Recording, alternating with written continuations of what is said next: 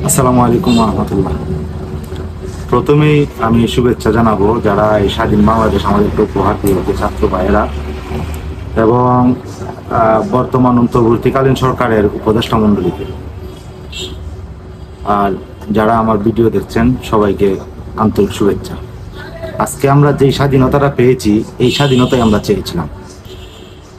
এই স্বাধীনতা দেখেন, আজকে আমাদের মধ্যে যে ভ্রাতৃত্ব ছিল, হিন্দু, মুসলমান, বৌদ্ধ, খ্রিস্টান সবাই আমরা সাম্প্রদায়িক সম্প্রীতির একটা দেশ, এই দেশটা আমরা আবার ফিরে পেয়েছি।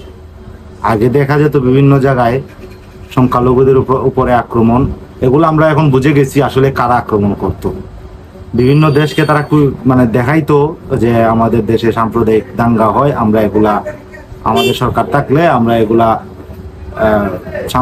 সাম্প্রদায়িক দাঙ্গাগুলো আমরা ভেঙে রাখবো। আজকে দেশ স্বাধীন হওয়ার পরে দেখেন দেশ কত সুন্দর চলতেছে, সবকিছুর দাম কমে গেছে, নিত্য প্রয়োজনীয় জিনিস, সবজি ইত্যাদির দাম কমে গেছে। গতদিন আমার এক ছোট ভাই ঢাকাতে তাকে ফোন দিলাম, বললো সবজির দাম অনেক কমে গেছে। এক সবজিওয়ালার কাছে সে জিজ্ঞাসা করছিল যে সবজি এখন এত কমে কিভাবে দাও? তখন সবজিওয়ালা বলতেছে আগে কত কুত্তারে দিতই তো, এখন তো এগুলো লাগে না মামা, এই জন্য আমরা কম দামে সবজি দিতে পারতেছি। যাই হোক, এত সুন্দর একটা দেশ আমরা পেয়েছি। এখন আমাদের মধ্যে ছাত্ররা যখন আন্দোলনে ছিল তখন থেকে আমাদের মধ্যে ভ্রাতৃত্বটা বেড়ে গেছিল। তারা আন্দোলনে নামার পরে বুক পেতে দিয়েছে স্বৈরাচারীর সামনে। তারপরে দেখা গেছে শিক্ষক সমাজ থেকে ধরে একেবারে রিক্সাওয়ালা পর্যন্ত সবাই তাদের সাথে আন্দোলনে নেমে গেছে। আমরাও নেমেছি।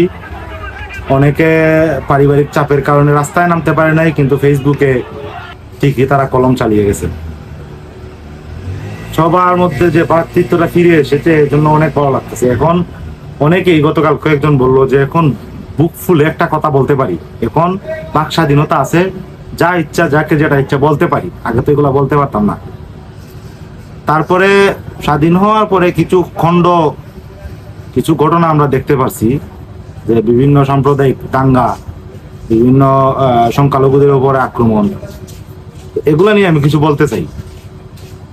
আমি আগেও একটা ভিডিও দিয়েছিলাম যে সংখ্যালঘুদের উপর এখন কারা আক্রমণ করছে, এর একটা জ্বলন্ত প্রমাণ আজকে আপনাদেরকে দেখাবো। এইদিকে এখানে দেখা যাচ্ছে ডাকাতি করাতে 300 লোক ভাড়া করেছে আওয়ামী লীগের নেতারা।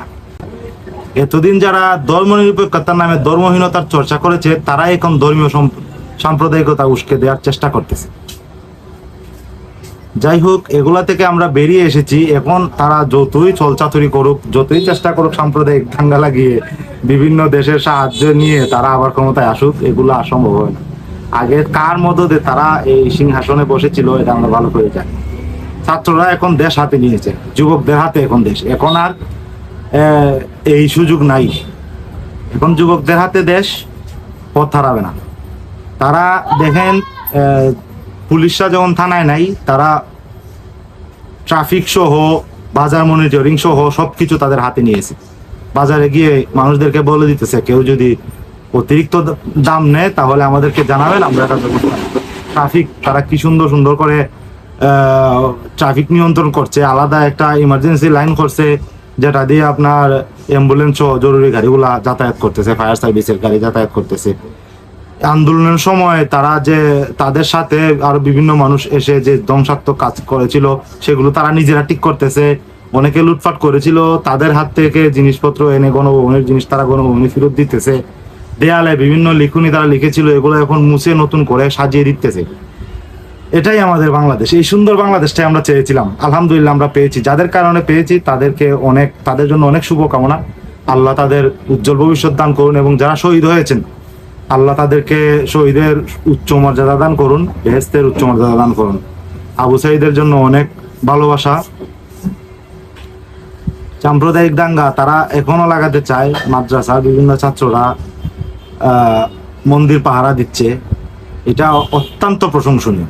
এটা আমাদেরকে অবশ্যই স্বীকার করতে হবে। আর অনেকে মনে করেন যে ছাত্ররা স্বাধীন করেছে, বাকিরা কেন লাফায়? স্বাধীন ছাত্ররা করেছে, এখন আমরা সবাই উপভোগ করতেছি তাদের কারণে। তারাও স্বাধীন করেছিল, আমরা সবাই উপভোগ করেছি। এখনো ছাত্ররা স্বাধীন করেছে, সবাই উপভোগ করব, সবাই এটার ফল নিব। তারা দেশ চালাচ্ছে, দেশটা সুন্দরভাবে চলুক। এখন আগামীতে যদি নির্বাচনে পরবর্তীতে যে সরকারই আসুক, দেশ বুঝে চালাতে হবে, কারণ এই সম্ভাবনাময় বাংলাদেশের যুব সমাজ এখন সজাগ, তাদের হাতে বাংলাদেশ। যেভাবে ইচ্ছা চালাতে পারবে না, পরিবারতান্ত্রিক সমাজ ব্যবস্থা কেউ চালাতে পারবে না, পরিবারতান্ত্রিক সরকার কেউ চালাতে পারবে না। যাই হোক, সবকিছুর পরে আমরা এখন ভালো আছি, আমরা এভাবেই থাকতে চাই।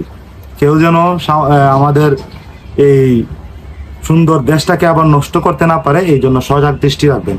আমরা আমাদের বাহুবলেও মাদ্রাসার ছাত্রদেরকে নিয়ে, হুজুরদেরকে নিয়ে কমিটি হয়েছে, সবাই মন্দির পাহারা দিচ্ছে। যে যে এলাকায় আছেন সবাই মন্দির পাহারা দিবেন। আমরা আমাদের মধ্যে যে ভ্রাতৃত্বটা আছে এটা আমরা ধরে রাখবো। আমরা হিন্দু, মুসলমান, বৌদ্ধ, খ্রিস্টান সবাই একসাথে সাম্প্রদায়িক সম্প্রীতির দেশ আমরা আবার নতুন করে গড়ে তুলব। সবাই সুস্থ থাকবেন, ভালো থাকবেন। আসসালামু আলাইকুম ওয়া রাহমাতুল্লাহ।